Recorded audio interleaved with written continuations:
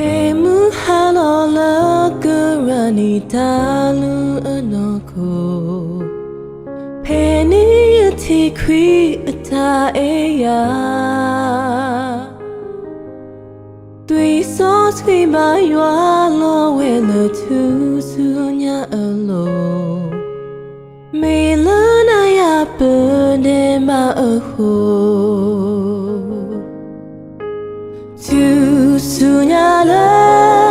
Sata weta tu I Ba ma te ta tui gos hu Tui sos ki la yua la we Mi la nungo yu go Ni to kini tamu atu yo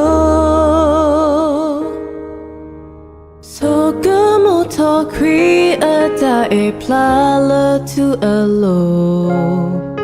Ite masata krata pino Tu ti atala na ya pende ma po alo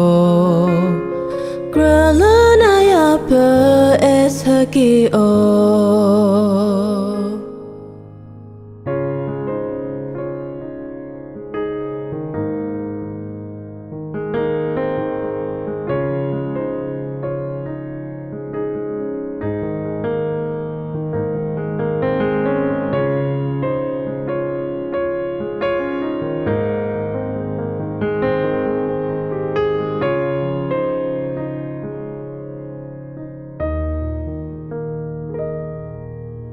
Tu sunya la Sata weta tu I Ba ma te ta tui gos hu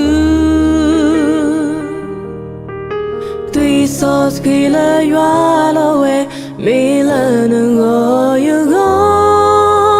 Ni to kini tamu atu yo So gamo to kri ata e plala tu alo Ite masata krata pino Tu ti atala na ya pende ma po alo Grala na ya pe es haki o